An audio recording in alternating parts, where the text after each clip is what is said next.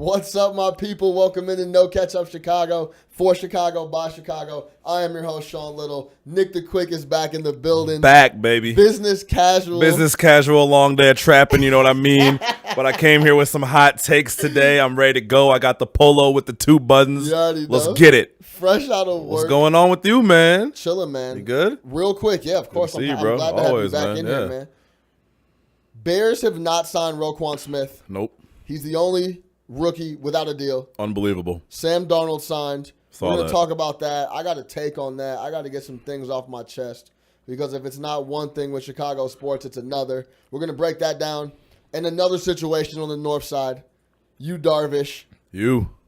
Getting paid, but still not doing this thing on the mound. Yeah. We're going to talk about that, and then we're going to close it out with a little game of where are we with. Nick doesn't know what I'm going to ask him, but I got a couple hot things for him. Oh, wow. I'm going to get his take.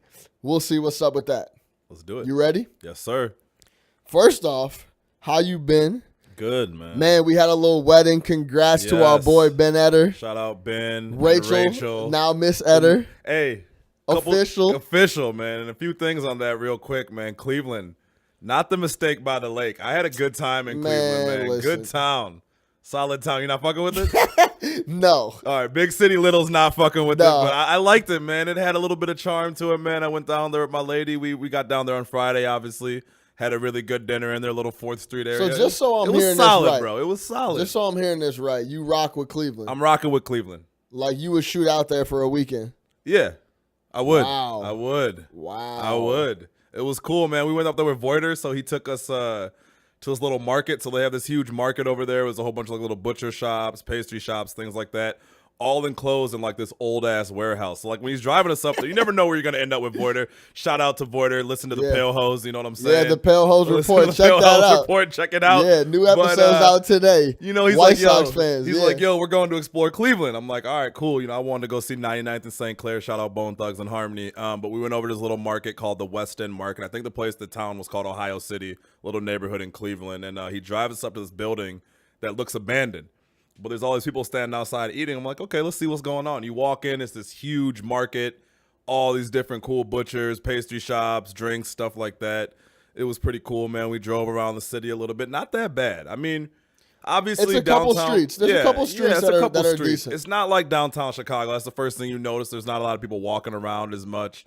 Not all the hustle and bustle going on. But it was real cool for like a chill weekend, man. I enjoyed it. And that was fresh off me coming out of Nashville, which is probably the opposite of Cleveland, for a rowdy week. Nashville's lit, huh? Nash Vegas is real. have you been? Nah. It's a real Nashville's thing. cracking. Nashville's definitely cracking. It's a real thing. It's a real thing. There's a lot going on over there. I got to get down there. Good food, obviously music all over the place. But, yeah, man, I was prepared to not like Cleveland, man. I'm going to say, like, I wouldn't move there. You know what I mean? There's a couple decent streets that you could go have a little bit of grub. And you happen to be with 20 of our homies. So that helps a little bit. Of course, always. But it's like, I've been to St. Louis, for instance, right? That's a terrible city. Don't rock with St. Louis. Do not rock with it at all. Could not have a good time there if you paid me to. With Cleveland, it was decent, man. It kind of reminds me a bit of Milwaukee. It was all right. You didn't like it, I take it, at all. No, I don't. You've been there a couple times. I've been there a couple times. I went there for the finals. Yep. So I was only there for a day. Right. We didn't leave one street. We went on, I think it was 4th Street. That little 4th Street area. Little 4th Street area. A little alley right there at like 20 restaurants. And then walk straight to the queue from there. Saw Bron. So that was fun. But yeah, I mean, it's fine. Yeah. It was fine, man. I'm never going to be there if I don't have to. If you don't, okay, so you would never say, let's go to Cleveland. I'm never going to be like, you're like Joakim Noah. Yes. Nobody takes trips to Cleveland. No one goes on vacation. You ever heard someone say they're going on vacation to Cleveland? Just factories. It's factories there. Like, no, I'm not I doing liked that. it, man. It had a little bit of charm to it. But again, you know, I think it's cool for me sometimes to get away from the city and still be in like a city. You know, I don't like rural areas or anything like that. I like architecture and all that. But sometimes it's dealing with Chicago is a major pain. There's 1.5 million people walking around the streets all the time, and it was cool, man. Like, that's that old man talking. It's a little bit old man on me, man. You know, that's fine. That's that. I know old what man I like talking. at this point in life, man. We talked about this last time, man. I know what I like at this point in life, man, and I'm cool. I love Chicago. Don't get me wrong, but it was cool to see Cleveland, man. Fuck St. Louis. Yeah, I don't rock with St. Louis. that's on wax on forever. Everything. Terrible. Let's talk about Roquan Smith. Mm-hmm. The Chicago Bears To give everyone a little background, if you're not in the loop on the Bears, if you're listening to this podcast, you probably are. Roquan Smith is not signed, and he's the only rookie that's not signed. Yep. Coach Nagy slipped up the other day in a presser and basically said, they basically were asking him, like, yo, why is this guy not in camp? What's up? He's like, supposed to play. He's a starter. He's about to start. Like, Right. What's going on? He slipped up and said, part of it was the negotiations with the contract involving guarantees getting taken away from him for possibly getting suspended for the new helmet-to-helmet rule, per se. Right. To give a little background on the new no helmet, The new no helmet. the rule. new. Is this like the 5th version Right. or what? Are we still trying to get this right? Right. I'll read the quote. Pull me up real quick, Aaron.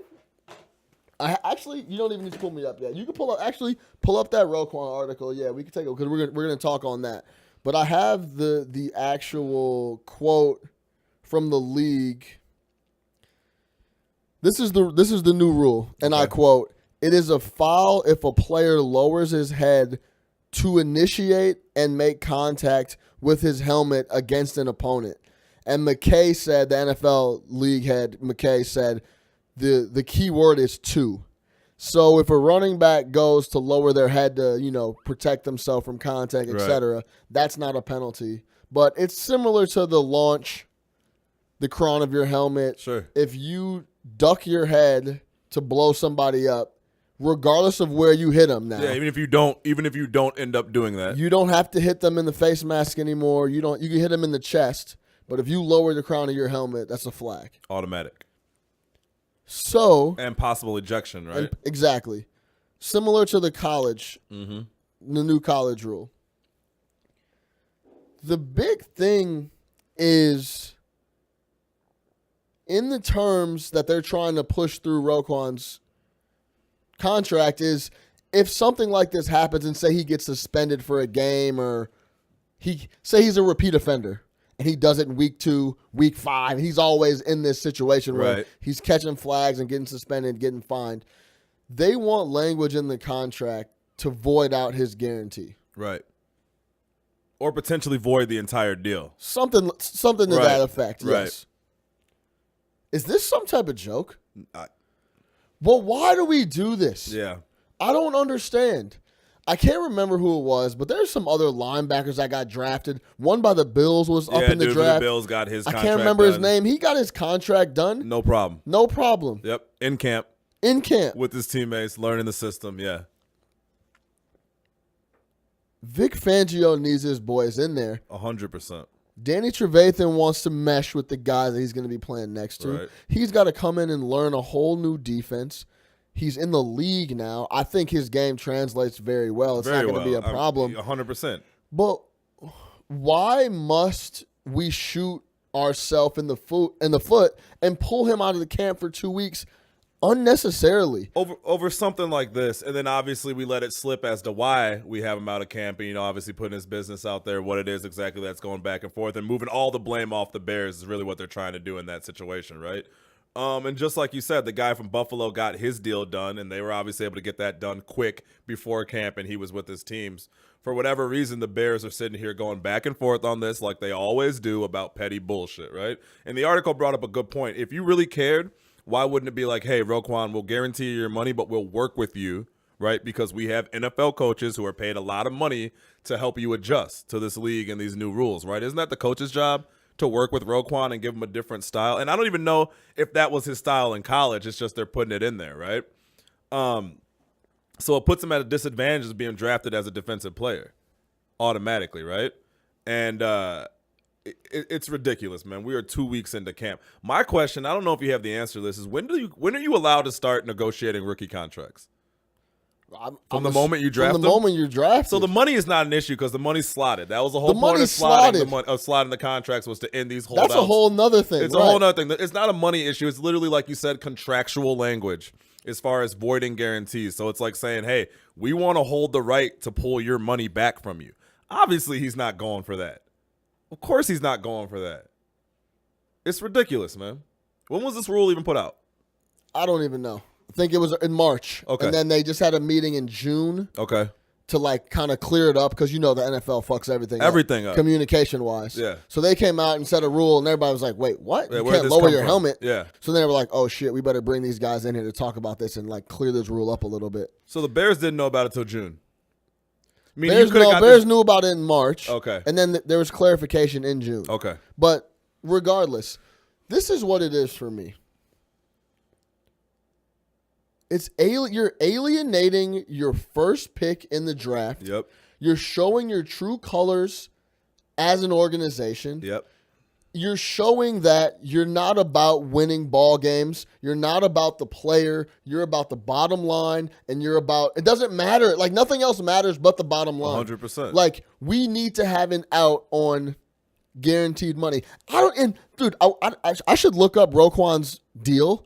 Is the guaranteed money even that much? The rookie contracts are now first round picks are fully guaranteed now. But what? So what's his 5-year deal? I think Darnold's was what, like $30 million over 4 years, something like that. 4 years, $32 million. He's number 2 though. Right. So you got to figure Roquan's is probably around 4 years, $27 million. But still, $25 million. 100%. Yeah, it's petty. The organization makes money hand over fist. We're not talking about $80 million guaranteed for a quarterback, right, or a big new free agent deal. We're talking about $25 million that you're guaranteeing for a linebacker that you hope to play linebacker in a Bears uniform for 15 seasons. 100%. It's outrageous. And you're going back and forth with them over something that petty. Petty. When deals around the league are getting done, for some reason, we're the last team to get our pick signed. Well, it does not make sense. And that's the first thing I thought of, because Sam Darnold just signed with the Jets a couple days ago. Yeah. And it was the same bullshit holdout about like PD use, and if he got caught with some drugs or something that they could void his guaranteed money. Right. They were like, no, we're not doing that. Right. Like, we want you in camp, yeah, playing with your teammates, getting ready for the season. We'll figure out the rest of it when that happens, if that happens, because it's a big if. But even still, they took all day. Yeah. It was us and the Jets. Yeah. And you know what's similar about us and the Jets? We haven't fucking won ball games for a long time. Yeah.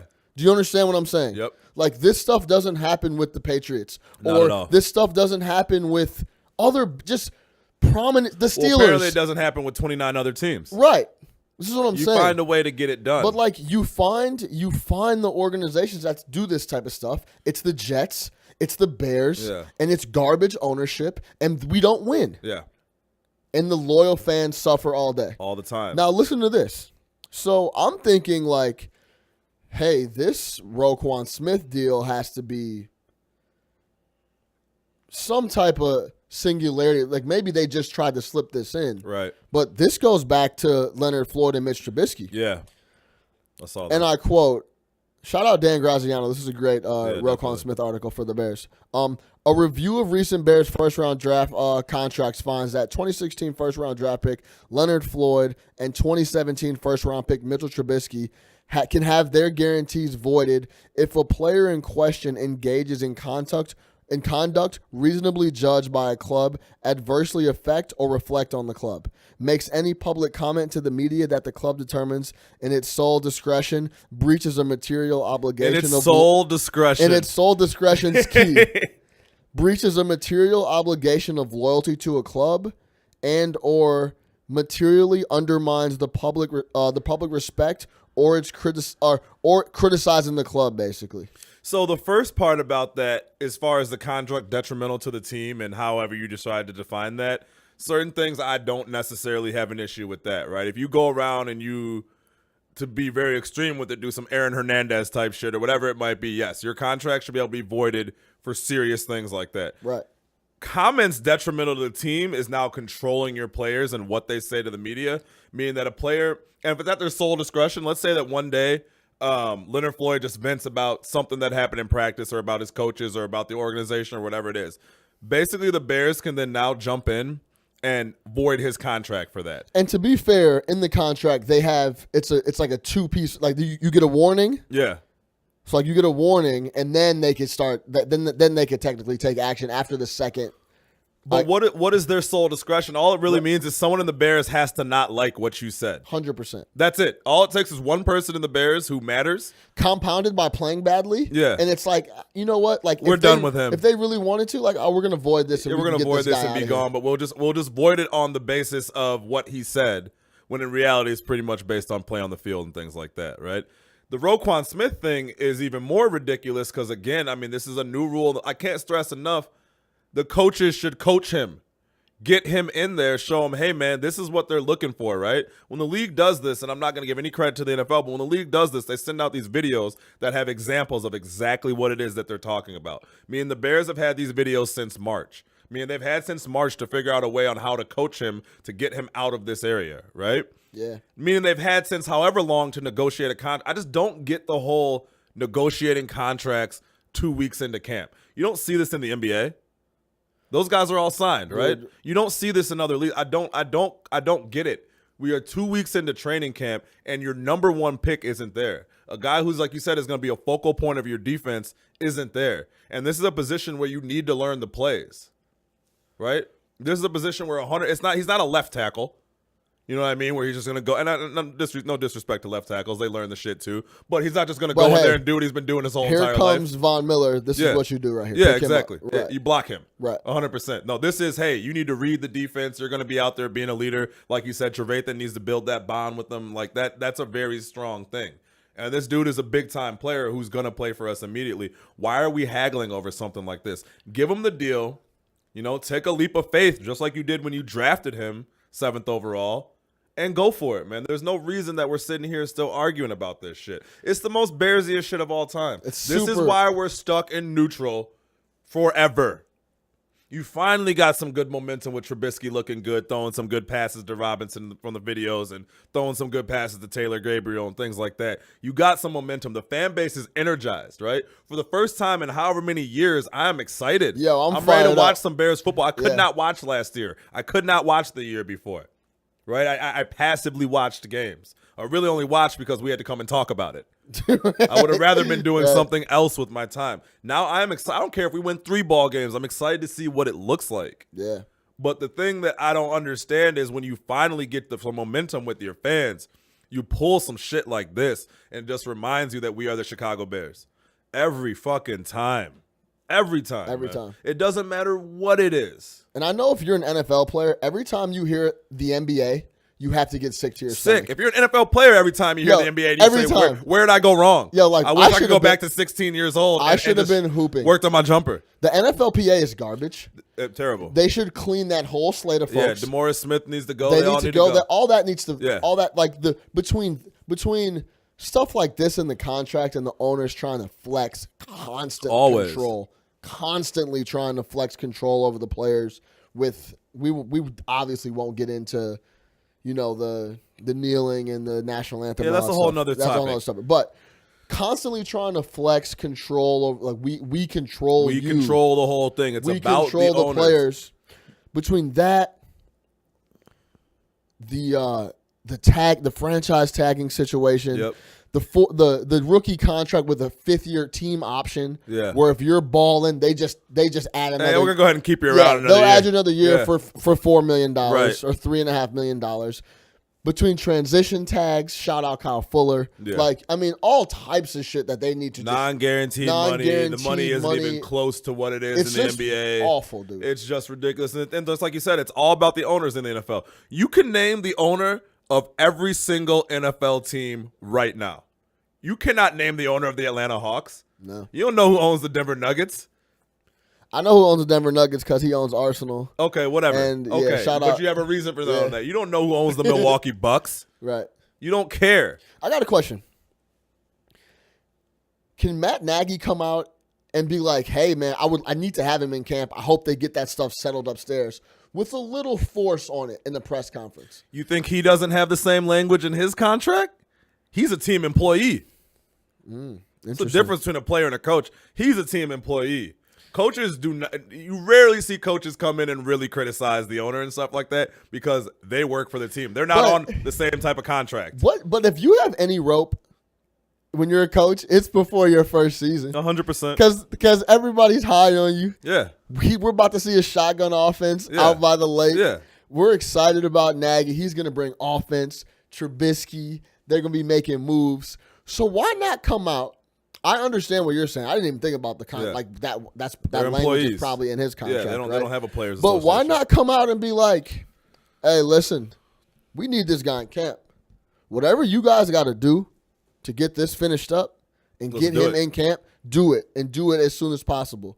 I'm tired I don't want to answer questions about this anymore. I'm as upset as you guys. I want him in camp. So I'm not sure why he's not in camp. You mean can he come out in a press conference and say that he would never do that? But why not? Because he's scared. He's a new coach. He's a team employee, man. It's different, man. There's the players in the organization, and the coaches are the organization.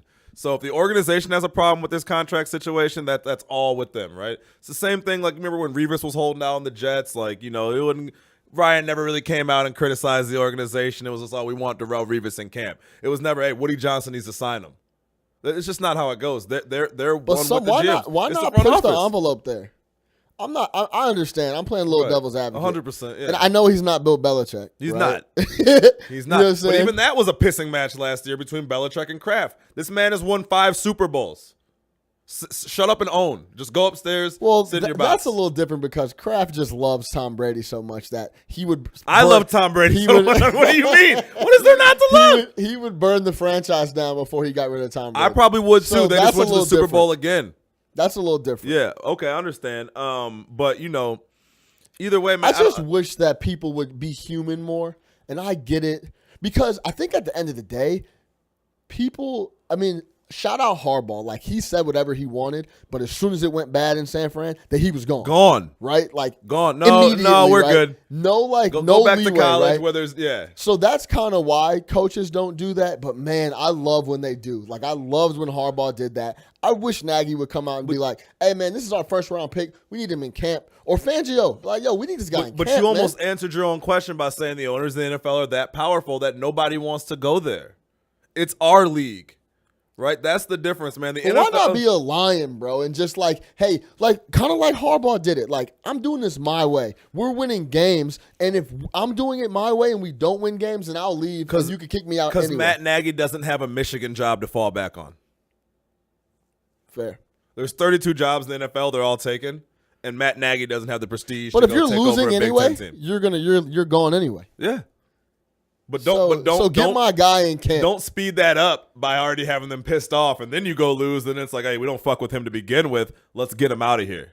Like, so in other words, instead of 4 seasons, you end up getting 3. You cost yourself $6 million. 2. This is the Bears, baby.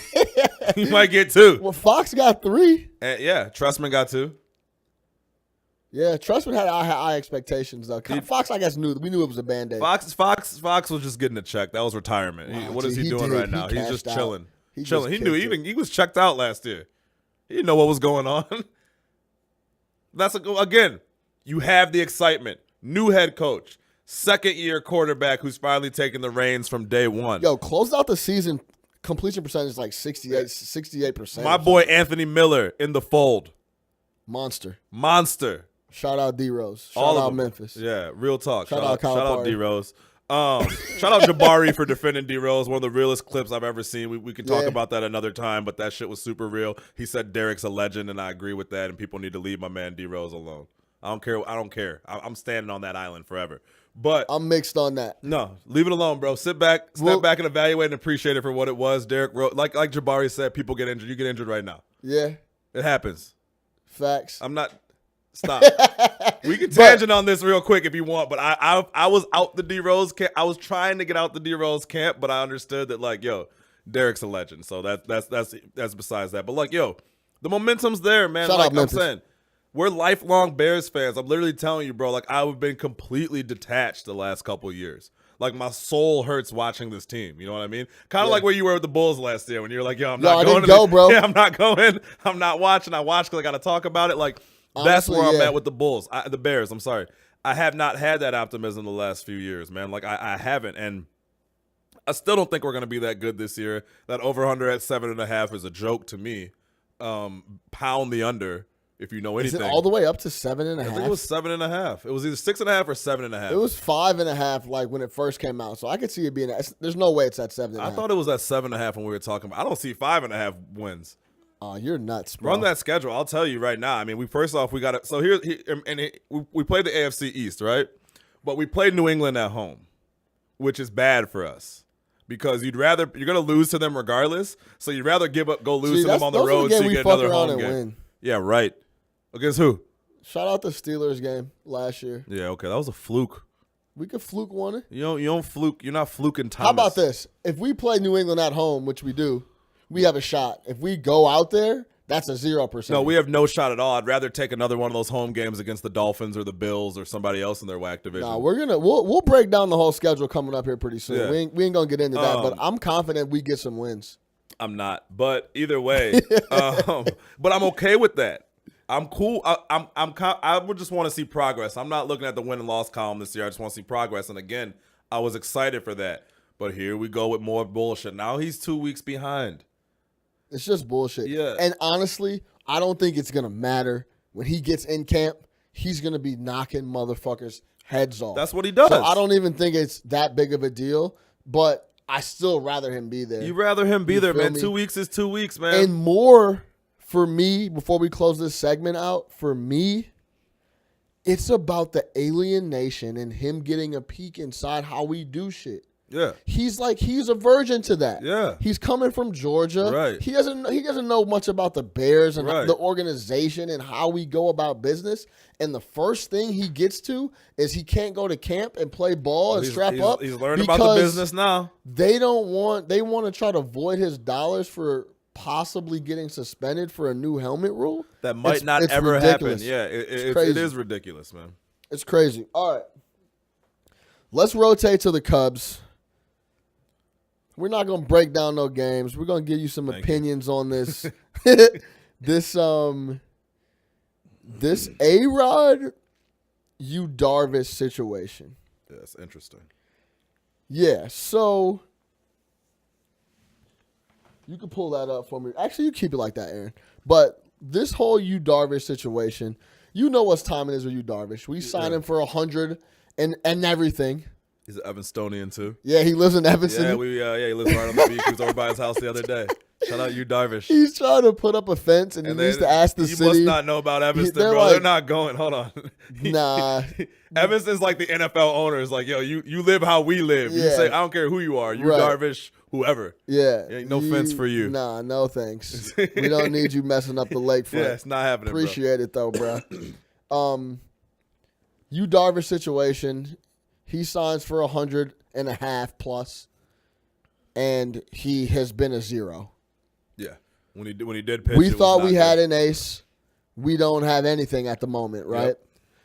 Yep. ARod on Sunday Night Baseball a couple days ago. Cubs are in St. Louis playing, and ARod basically, I'm gonna play the clip.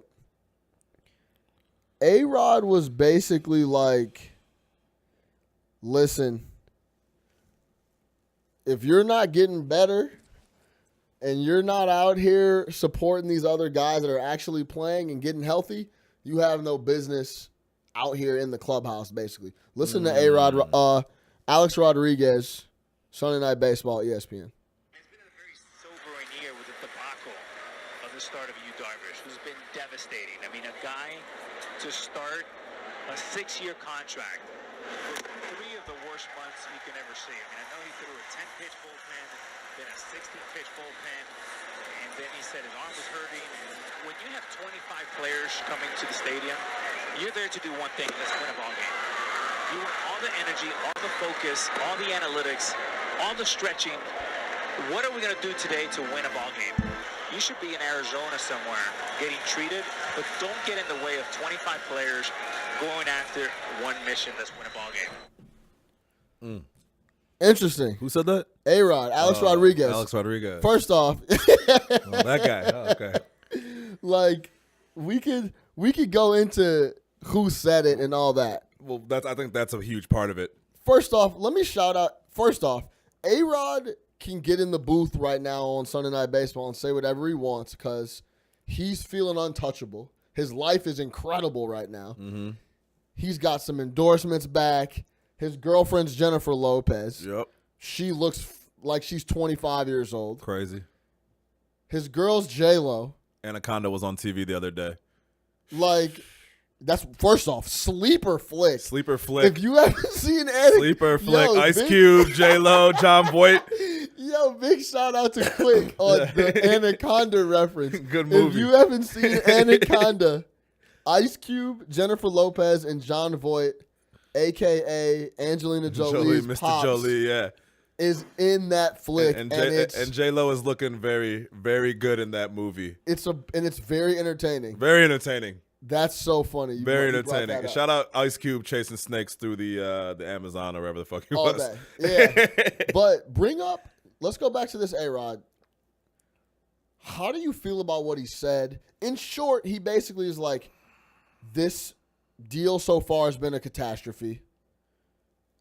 You're now, the main focus of a team is to travel all around the country, 25 players, get W's in Chicago and wherever else they're at.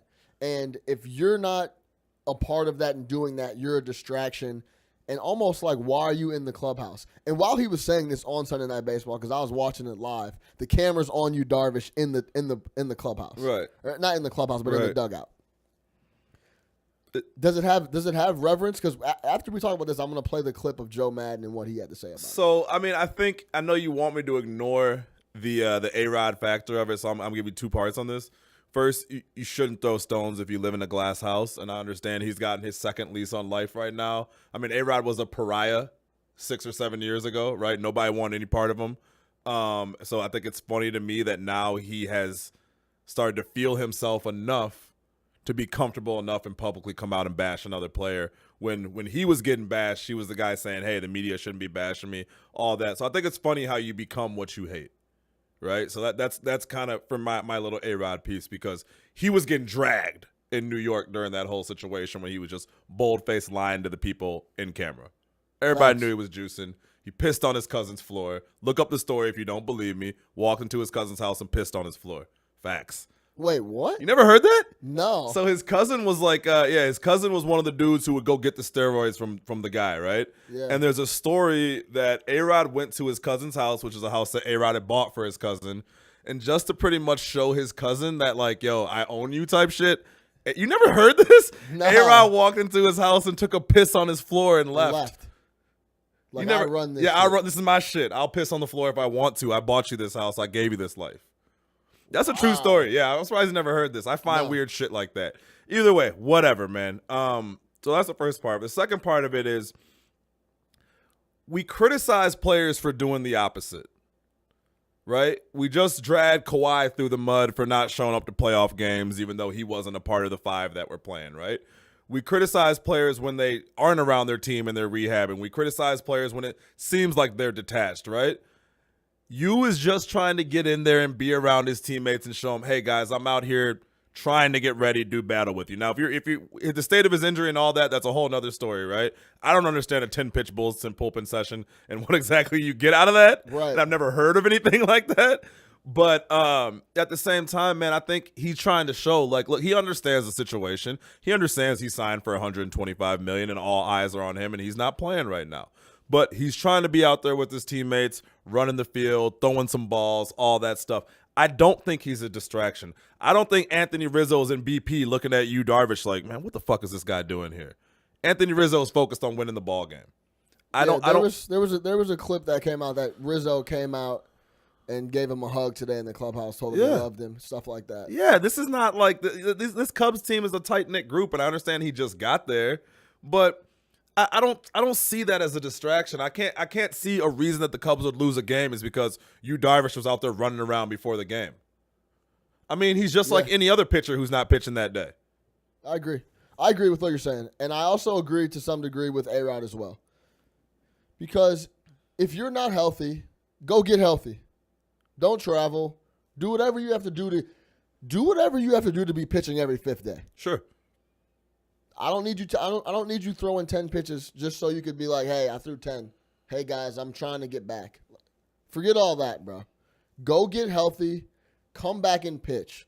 because a lot of peculiar shit's going on with his arm, and Yeah, so he's not talking can I because get- all of a sudden he doesn't feel like he can communicate. and he speaks English. Yeah, right. Like so, like there's like a lot of different shit going on, and I don't know. I don't. Over the years, you know me very well when it comes to sports. I have no remorse for someone making $30 million. I don't want to hear any excuses. Nah. Like none. So you're making $30 million. You're supposed to be the ace. You're the prized possession of our offseason. You come over. Now all of a sudden you can't talk to the media. You're not talking to your teammates that much because you don't feel comfortable, and you're all of a sudden a recluse, and you can't talk to anyone, and something's wrong with your arm, but no one knows what it is. So I was going to ask you.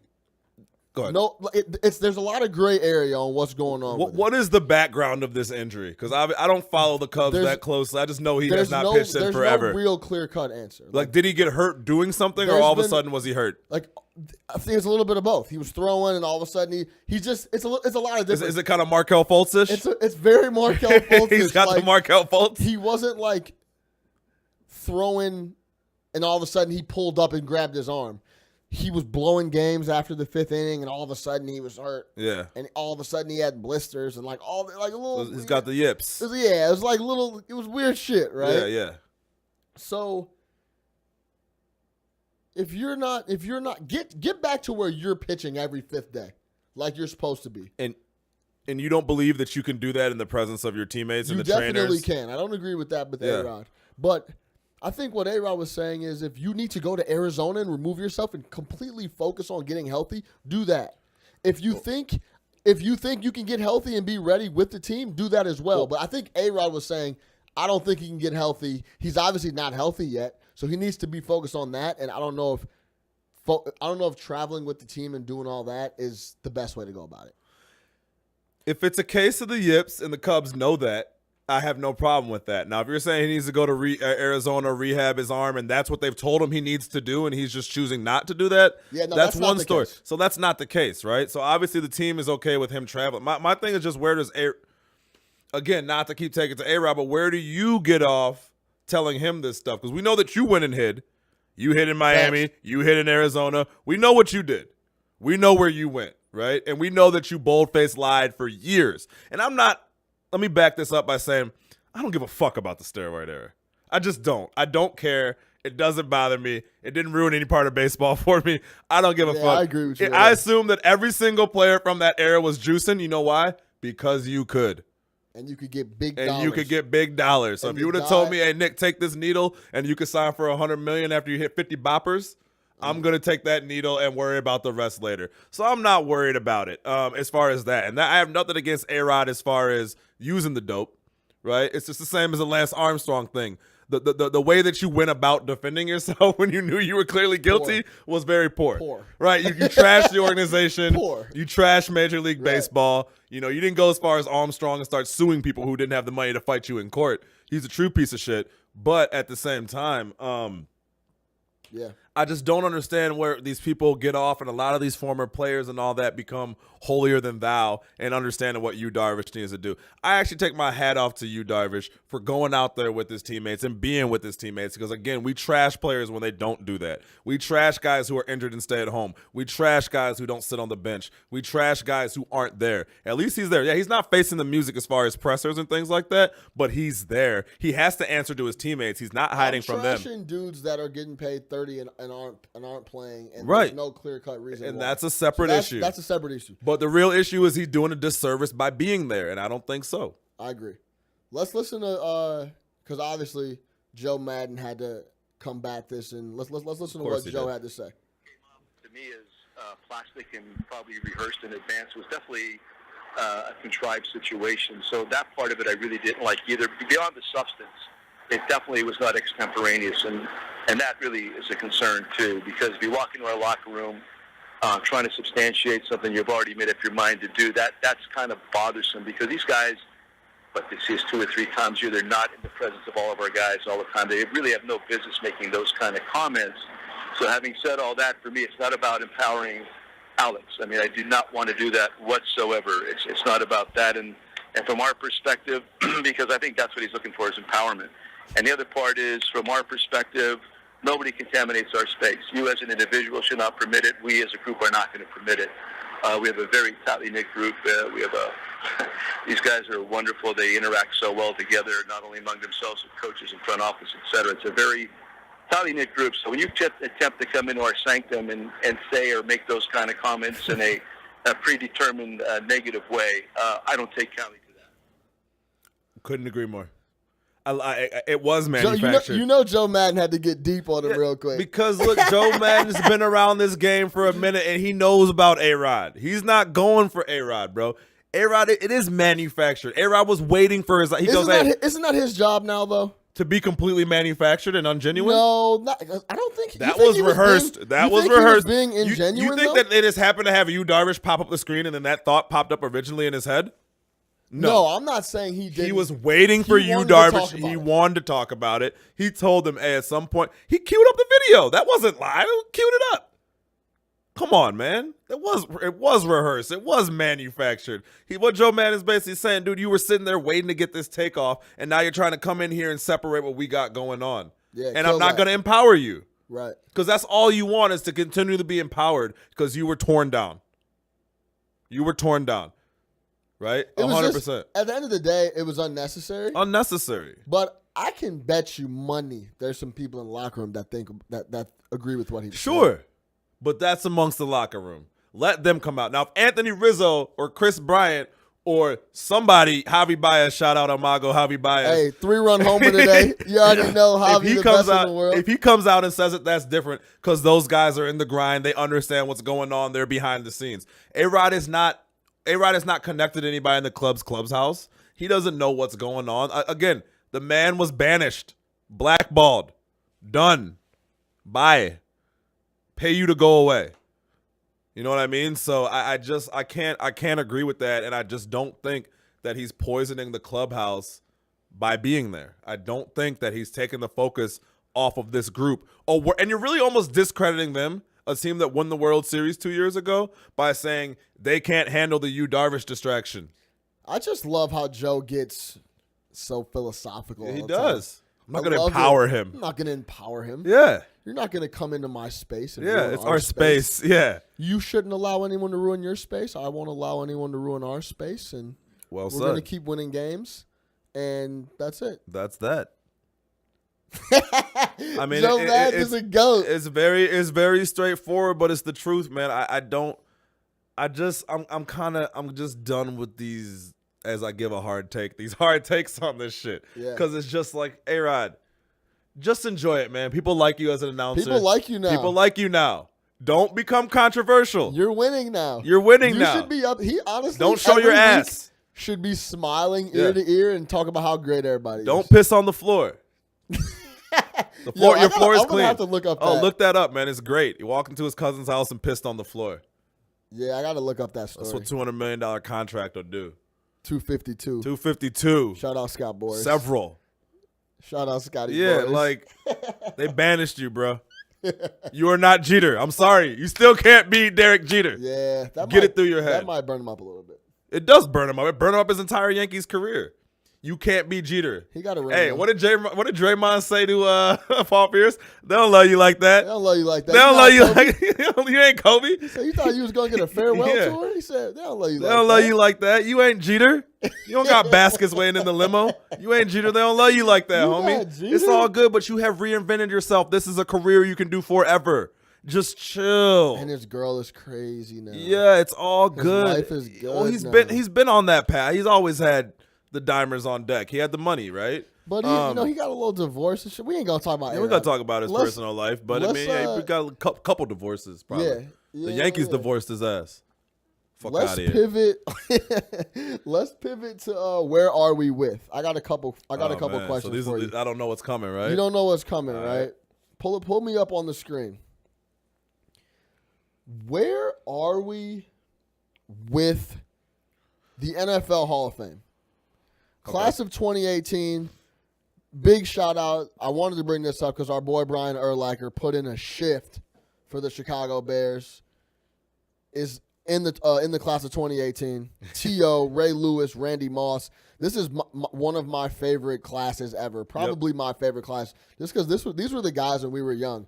Brian Dawkins, Terrell Owens, Randy Moss, B. Lack, Ray Lewis. Shout out Brian Dawkins. Don't think it's cushy. Don't think it's cushy. Don't think it's cushy. Just because I don't curse, don't think it's cushy. Where are we with the NFL Hall of Fame and that whole thing that went down with T.O.? Is it that big of a deal to you? It should no. Does it go on an individual thing? Talk to me. First off, there's nothing more individual than the Hall of Fame. It is an individual situation. You are celebrating your accomplishments, right? T.O.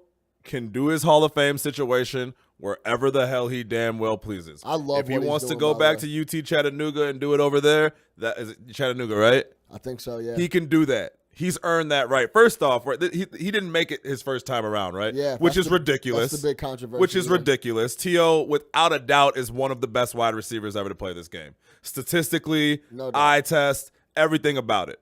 There's no, you can say what you want to about off the field, and he did some wild shit. Never anything that was, but yeah, and never anything that was crazy enough to where you'd be like, oh, he disrespected the game. I mean, he did some push-ups in his front yard, so what? He used to mess up the locker room crazy. Bro. Yeah, a little bit, but he'd also get 1,000, 1,200 yards and 15 touchdowns. Yeah, and play in the Super Bowl with a broken leg. Facts only. So no cap. Yeah, 100%, bro. So again, I just, if he doesn't want to go there, he doesn't want to go there. What is the problem with this? Where are these people again? Former players and all this coming out. Oh, this is disrespectful. Woo, woo, woo. All this bullshit. Like, dude, T.O. has the right. He's a grown-ass man. He doesn't work for y'all anymore. If he wants to celebrate the Hall of Fame, his accomplishments and the way that he feels comfortable doing so, he has earned that right. Send him his jacket in the mail. He'll be fine. He doesn't want to be there. He doesn't want to do your dog and pony show. It's all good. Everybody else is going to be there. Ray Lewis will give you plenty of that. Yes, he is. He'll give you plenty of that. He's going to give you the sermon. The whole thing. Everything. We might be there for 5 hours listening to Ray, going down paths of which I don't know what he's talking about, and beating his chest. So that's fine. You got plenty of characters. You got Randy. What do you think, Randy? What do you think? Yeah, Randy will be another character. Yeah. What do you think Urlacher will say? Not too much, man. He's just not too much. He's gonna go out there, say his thing, tell some jokes. He's like a regular stud. You know what he should say? Here you go, Lance. Here's half my jacket. Coming in hot. Yeah, Lance. Here's half my jacket. Take half mine. Thank you for making me look so good. I like Lack. Don't get it twisted. I'm not anti-Urlacher, so everybody chill, but we know who else was putting in work. Lance was putting in big work. Big work. Lance probably doesn't make the Hall of Fame either. That's bullshit. He was a fucking 8-time Pro Bowler. He probably doesn't make the Hall of Fame, though. In whose world is Lance Briggs not a Hall of Famer? In mine, he's 100% a Hall of Famer. He's a first ballot Hall of Famer. No doubt. Lance Briggs is one of the best linebackers up. I mean, there's obviously some legends in the linebacker game, but he's a top tier. He was a premier linebacker his entire career. Entire career was a premier linebacker. Might have never lifted a weight a day in his life. Type guy. Yeah. You know what I mean? Yeah. Naturally just good. You know, a little flabby out there from time to time, but Lance just did his thing. Just wanted his money. That's all he cared about. Didn't need the fame, didn't need the recognition. But Brian Urlacher will tell you that Lance Briggs was a big part of what they did. But as far as Urlacher's going to go, I don't think you're going to get a whole bunch from him. I think he's pretty well media trained. He's not necessarily the most he's not the most flashy guy. He doesn't have a ton of character. Yeah.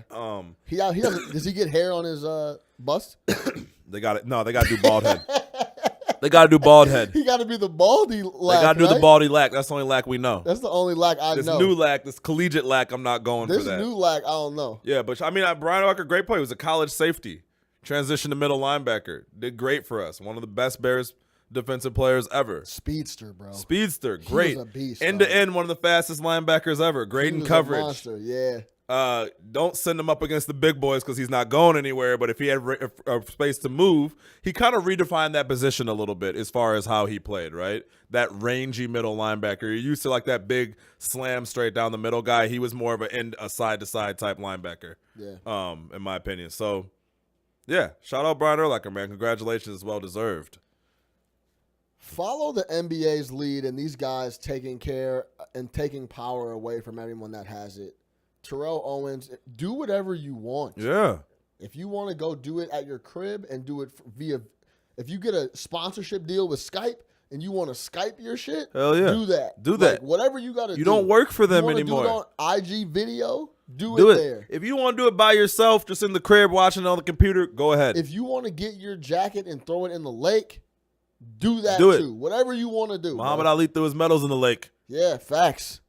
Man, you bringing out gem stories. I got him today. Go Google that. I got too. him today. Go Google that. That's So, actually a true story. Again, man, like it's like you said, it's that last step of control. How dare he not do this the way that everybody else has done it? Yeah. Because he doesn't want to, and he Facts. doesn't have to. Let's leave it there. Y'all didn't love him when he was there. Facts. Y'all didn't love him when he was there. I have no problem with you. Let's leave that there. I don't usually like to close the show on a negative tip, but I want to talk briefly because we could talk about this for hours.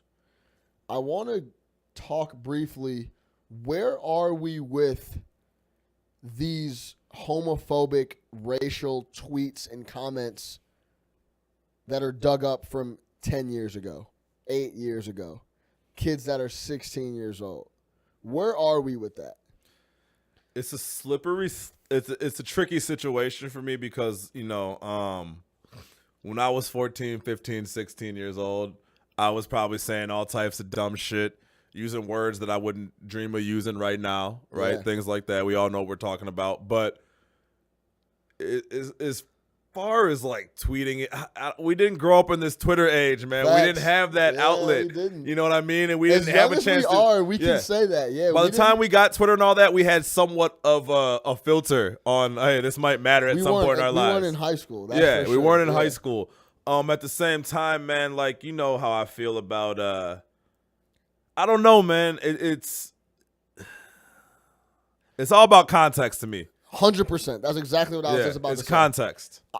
To be honest, dude, if you're 16 years old and you're a minor leaguer or you're in high school about to be in the minor league and you tweet out some Lil Wayne lyrics, Yeah. and you spell out the N-word, Yeah. I'm not really tripping on that. Yeah, like the DiVincenzo stuff and all that. Yeah. Like that's really not a big deal to me. Yeah. Like, Not- should you be saying it or typing it? No. Probably not. Absolutely not. But like, is that really that big a deal? No. Not really. I'm not worried For me. about that. But comes down to context, right? Comes Now, if down you're to like, I context. hate them. Right. Then that's At a 16, huge problem. you feel that way at 16, you probably feel that way at 26. Because some yeah, right. If you're saying that, like there's some of these instances, like I don't even know the guy's name. I don't care to know his name. The dude from Milwaukee, the pitcher, was saying Yeah, some super yeah. derogatory stuff. Right. Like that's the problem I have with stuff. I mean, but yeah, you're dead on, man. Like just the reason I wanted to talk about this in the first place is because let's hold the people accountable and actually get mad about the people that are using it in a derogatory way. Right. And not that are singing song lyrics. Like some of these dudes are getting like super bad raps and are in the news and people are just reading headlines and like, oh, that dude's a racist or that dude's a homophobe. And it's really not the case. But on the flip, there's also other sides of it. So just all I'm saying is make sure you check out the context of what this stuff is coming from before you jump to a conclusion on a young kid at the time. And you know what? When you're about to make it in this life, man, maybe just hire someone to clean up your social media or delete that account and start a verified one or something on bro. those. That stuff can be prevented. You know, you have to know Clean that that eventually it's out. going to come back out For to you. sure. But like I said, some of it is stupid. Like I remember last year with Trubisky, they found the one where he's like, I want titties in my face. So what? Almost. He could type that right now and I wouldn't have a problem Right, with it. You know? 100%. I'm like, shout out Trubisky. Yeah, for sure. But, some of that stuff is bad. And I think, part of it as society, we try to apply how we are right now to 15 years ago. And that's ignoring the fact that we've evolved a lot as a society in terms of how we deal with things, how sensitive we are to certain things and what we know is right and wrong, right? Our generation right now, we're more conscious of that stuff, right? So to me, it's kind of like when he tweeted that out on certain of this stuff, and a lot of it, again, man, there's a lot of N-word stuff going on, and I should feel some type of way about that. But I was reading through this last night, so I'm glad you brought it up. I was just kind of reading them. I'm just like, yeah, whatever, man. It's just bad talk. You know what I mean? It's just bad talk, right? It's not the same as 55-year-old man who's now the president of the United States saying it, but you know what I mean? It's 100%. 15 years old, bro. You know what I mean? So, like, yeah, I mean, I don't, again, some of it depends on how derogatory it is, but no, I don't think these dudes should lose money over that shit or anything like that. It's just learn your lesson. 100%. Just wanted your quick thoughts on that. That's No Catch Up Chicago. Nick the Quick is back in here. Yo, coming up, Colin's going to be on. Prob Cause. Make sure you're locked for that. We got a couple other guests coming up. No Catch Up Chicago, for Chicago, by Chicago. Make sure you go check out the Pale Hose Report with Pat Voigt, the exclusive, dedicated podcast to the Chicago Southside White Sox. Also, check out the Bleacher Bully with Colin Saleh. He's giving all the Chicago Cubs talk. It's good content. They got some good insight over there. Pat's a clown. Pale Hose. The Bleacher Bully, Colin Saleh. Check out their last couple episodes. Subscribe to us on YouTube if you haven't already. Check us out on iTunes, Stitcher, anywhere you listen to podcasts in the interweb. For Nick the Quick, Nick Harvey, I am Sean Little. No Catch Up Chicago. Listen up.